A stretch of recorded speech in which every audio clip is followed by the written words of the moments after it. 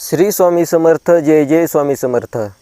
अक्कलकोटच्या श्री स्वामी समर्थ महाराजांचा प्रत्यक्ष माझ्यासोबत घडलेला एक प्रसंगाच्या व्हिडिओमध्ये मी तुम्हाला सांगणार आहे.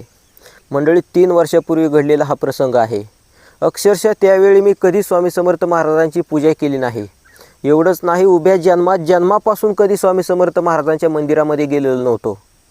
तरीही माझ्यासोबत हा प्रसंग का घडला? खरं तर मंडळी, आजही माझ्या डोक्यामध्ये विचार येतो की हे सगळं काही असंच का घडलं.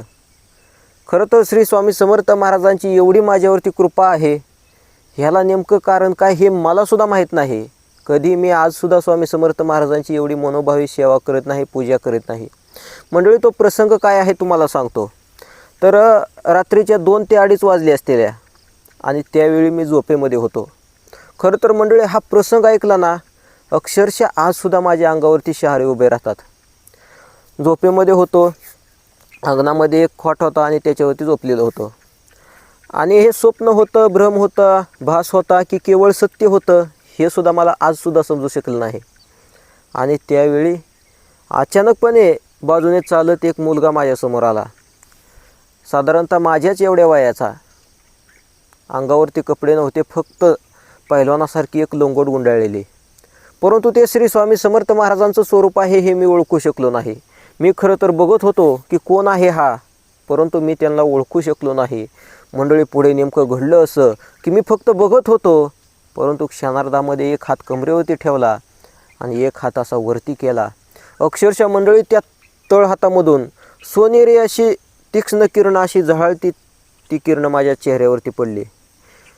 आणि कोण आहे तो समोरचा मुलगा, कोण आहे तो व्यक्ती, मी अजिबात ओळखू शकलो नाही. परंतु मला एवढं मात्र नक्की समजलं की जेव्हा एक हात कमरेवरती ठेवला, एक हात आशीर्वाद देण्यासाठी पुढे केला, अतिशय तेजोमय असा झळता सोनेरी प्रकाश तो जेव्हा असा समोर माझ्या चेहऱ्यावरती पडला, तेव्हा मला समजलं की अशा प्रकारे आशीर्वाद देणारे दुसरे तिसरे कोणी नसून श्री स्वामी समर्थ महाराज आहेत.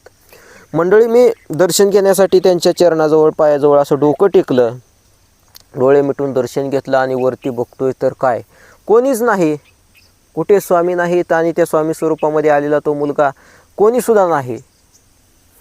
बघा मंडळी, अंधार होता, छोटासा असा बल्ब लावलेला होता आणि मी उठून बघायचा प्रयत्न करत होतो की नेमकं कोण आहे. तर मंडळी, कोणीच नव्हतं. मी जागी उठून उभा राहिलो आणि काय आश्चर्य मंडळी, ज्या दिशेने मला दर्शन देऊन तो स्वामी स्वरूपामधला तो जो मुलगा आहे किंवा प्रत्यक्षात जे स्वामी समर्थ महाराज आहेत ते जाताना मला जाणवत होतं. अक्षरशः आजसुद्धा माझी जीभ वळत नाही तो प्रसंग सांगताना. घराच्या बाजूने अशी झाडे होती, म्हणजे पेरूचे वगैरे झाडे होते आणि वाळलेला पाला वगैरे पडलेला होता. अक्षरशः मंडळी, एखादी व्यक्ती जशी काय चालत जाते तसा तो पावलांचा आवाज त्या वाळलेल्या पाल्यावरती येत होता. बघा मंडळी, किती अद्भुतपूर्व हा अनुभव आहे. मी उठून उभा राहिलो आणि काय दिसतंय का, नेमकं कोण दिसतंय का ते बघत होतो. खरंच श्री स्वामी समर्थ महाराज आहेत का किंवा नेमका काय प्रकार मी बघत होतो, परंतु दिसत तर काहीच नव्हतं. परंतु त्या पावलांचा त्या वाळलेल्या पाल्यावरती आवाज येत होता. मंडळी, मी स्तब्ध उभा होतो त्या जागी आणि बघत होतो नेमकं काय दिसतंय का. मंडळी, 1, 2, 3 मिनटं गेली आणि अक्षरशः मंडळी पक्ष्यांचा ओरडण्याचा आवाज ऐकू येऊ लागला. बघा मंडळी, रात्री अपरात्री जर आपण एकटं निघालो तर टिटवी नावाचा एक पक्षी असतो, आत्तासुद्धा येतो होता, तर ते डोक्यावरती फटकाऱ्या मारतो आणि ओरडण्याचा आवाज येतो, तो टिटवी ओरडते. तसा प्रकार जणू काय एखादा व्यक्ती चालतच जातोय. मी अजून बारकाईने बघत होतो की दिसतंय का, कोणी दिसतंय का, परंतु अजिबात नाही. ते रूप, ते श्री स्वामी समर्थ महाराजांचं स्वरूप मला परत कधी दिसलं नाही. मी फक्त वाट बघत होतो. थोडंसं बाजूला गेलो, लघुशंका वगैरे लघवी वगैरे केली आणि नंतर एक 4-5 मिनटानंतर दूरवरच्या अंतरावरती गेल्यासारखं मला जाणवलं. ते जाणवलं असं मंडळी, जी कुत्री आहेत तर ती कुत्री भुंकू लागली. बघा मंडळी, हा भ्रम तरी कसा असू शकतो. हे केवळ सत्य होतं की त्या दिवशी त्या ईश्वरी शक्तीनं प्रत्यक्षपणे मला येऊन घरी स्वामी समर्थ महाराजांनी दर्शन दिलेलं होतं. होय मंडळी, मी एवढा काही पुण्यार्थी नाही, कोणती मी एवढी चांगली कामं केली नाहीत, एवढं चांगलं माझं कर्मही नाही, कधी देवाची पूजा केली नाही, कधी अगरबत्तीसुद्धा स्वामी समर्थ महाराजांच्या फोटोच्या समोर एवढी मनोभावी लावली नाही. मग माझ्यावरती स्वामींची एवढी कृपा कशी काय, मला सुद्धा आजसुद्धा प्रश्न पडतो मंडळी. तर अक्कलकोटच्या श्री स्वामी समर्थ महाराजांच्या पायी वारीमध्ये नंतर मला जायचा योग आला आणि त्यावेळी काही भक्तांना मी हे अनुभव सांगितले. अक्षरशः मंडळी ते सुद्धा थक्क झाले.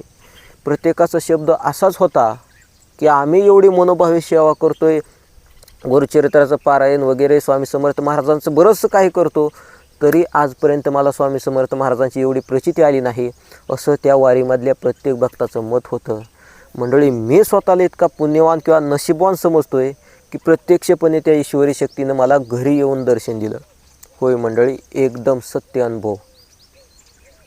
नेमकं घडलं असं की मगाशी सांगितल्याप्रमाणे रात्रीचे 2 ते 2:30 वाजलेले असताना अचानक समोर एक माझ्याच वयाचा मुलगा, धृष्टपुष्ट असे शरीरयष्टी आणि फक्त कमरेला अशी लंगोट वगैरे गुंडाळलेली. मी बघतोय की हा नेमका कोण आहे. प्रत्यक्षपणे मंडळी, नंतर मात्र त्या समोर असणाऱ्या त्या स्वामी स्वरूपामधल्या त्या मुलानं किंवा प्रत्यक्ष स्वामीने कमरेवरती एक हात दिला आणि एक हात आशीर्वादासाठी पुढे केला. तो चेहरा नेमका मला आजसुद्धा आठवत नाही, परंतु नंतर असं घडलं की ते दिसणंच मला बंद झालं. त्यांच्या त्या तळहातामधून इतका असा सोनेरी झळाळता प्रकाश निघाला की डोळ्यावरती एक वलय निर्माण झालं आणि मला दिसेनासंच झालं, परंतु दिसत होतं, ती प्रतिकृती दिसत होती स्वामी समर्थ महाराजांची प्रत्यक्षपणे. दर्शन घेण्यासाठी जसं डोकं टेकलं आणि नंतर हळूच वरती बघितलं तर कोणीच नव्हतं, परंतु मंडळी भास मात्र होत होता. आणि याला भास मानता येत नाही, जे स्वप्नामध्ये असतं त्याला स्वप्न आपण म्हणू शकतोय. परंतु प्रत्यक्षपणे मी जागा होतो, नंतर जागा होतो, बघत होतो, तर ते पावलं वाजल्याचा, कोणीतरी चालत गेल्याचा आवाज येत होता. थोड्या वेळाने टिटव्यांच्या वगैरे ओरडण्याचा आवाज येत होता आणि अगदीच काही 1-2 किलोमीटर अंतरावरून नंतर मात्र कुत्र्याच्या भुंकण्याचा सुद्धा आवाज येत होता. मंडळी, मी अगदी स्तब्ध झालेलो होतो आणि नंतर थोड्या वेळानं मात्र घरचे सुद्धा जागे झाले आणि बोलले की कुत्री वगैरे भुंकतायत, इथून कोणीतरी गेल्याचं जाणवलं, कोणी गेलं असेल का चोर वगैरे. मी म्हटलो नाही, कोणी नाही, मी तर जागाच आहे. आणि नंतर मात्र मी एकदम शांत झोपलो. फक्त मनामध्ये तोच विचार येत होता की हे श्री स्वामी समर्थ महाराज अशा प्रकारे मला भेटलेच कसे. कारण मी कधी उभ्या जन्मामध्ये त्यावेळी कधी स्वामी समर्थ महाराजांच्या कुठल्याच मंदिरामध्ये गेलेलो नव्हतो. ना स्वामी समर्थांबद्दल एवढी डिटेल्समध्ये माहितीसुद्धा नव्हती, ना अक्कलकोट कुठं आहे माहीत नव्हतं. मंडळी, खरं तर त्याच्या अगोदर त्यावेळी माझ्याकडे मोबाईलसुद्धा नव्हता आणि याच्यामुळे स्वामी समर्थ महाराजांबद्दलची जास्त काय माहिती असण्याचा काहीच संबंध नव्हता. नंतर स्वामी समर्थ महाराजांच्या पायी पालखीमध्ये वगैरे जाऊ लागलो आणि त्या पालखीमध्ये मात्र असं काही अनुभव आलेत ना, अक्षरशः मंडळी, अक्षरशः तुमच्यासुद्धा डोळ्यामधून अश्रू येतील. ही जी टोपी आहे ही त्या पालखीमधलीच टोपी आहे आणि त्यावेळी इतका असा विलक्षण असा अनुभव आलेत, अक्षरशः चकित होऊन जाईल माणूस. असे अनुभव स्वामी समर्थ महाराजांनी माझ्यासोबत म्हणजे मला अनुभव दिलेले आहेत. खरंच मला सुद्धा प्रश्न पडतो की लोक एवढी पूजा करतात, स्वामी समर्थ महाराजांचं एवढं काही सगळं करतात, परंतु मी इतकं काहीच न करून एवढी स्वामी समर्थ महाराजांची माझ्यावरती कृपा कशी काय. खरं तर मंडळी, मी नास्तिकच होतो, देव वगैरे काही अजिबात मानत नव्हतो. आणि हा जो स्वामी समर्थ महाराजांचा अनुभव किंवा थोडक्यात चमत्कार म्हणूया, हा चमत्कार जसा माझ्यासोबत घडला तेव्हापासून मी मानायला लागलो देवाला. तेव्हापासून श्री स्वामी समर्थ महाराजांचं अस्तित्व मानायला लागलो. आणि आत्ता तर मंडळी स्वामी समर्थ महाराजांच्या पायी पालखीमध्ये सुद्धा जातो आहे. गेल्या वर्षी गेलेलो होतो आणि आत्तासुद्धा पालखी इथपर्यंत पोचली आहे. 2-4 दिवसानंतर पोहोचेल आणि मीही त्या पायी पालखीमध्ये अक्कलकोटला जाणार आहे. अक्कलकोटचं अंतर हे इथून 100 किलोमीटर आहे. तर चला, तुम्ही जर या पालखीमध्ये असाल तर नक्कीच आपली 100% भेट होईल. पुण्यावरून निघालेली धनकवडीच्या शंकर महाराजांची जी पालखी आहे, दगडूशेठ गणपती मंदिर परिसरामधून वगैरे निघते. महाराष्ट्रातली म्हणजे पहिली मानाची स्वामी समर्थ महाराजांची ती पालखी आणि त्या पालखीमध्ये पुढे आपली भेट घडणारच आहे. पुढे मोहोळ वगैरे परिसरामध्ये आल्यानंतर तिथून पुढे त्या पालखीमध्ये 100% मी आहे. तर चला, धन्यवाद. भेटूया पुढच्या एखाद्या नवीन व्हिडिओसोबत. श्री स्वामी समर्थ. जय जय स्वामी समर्थ.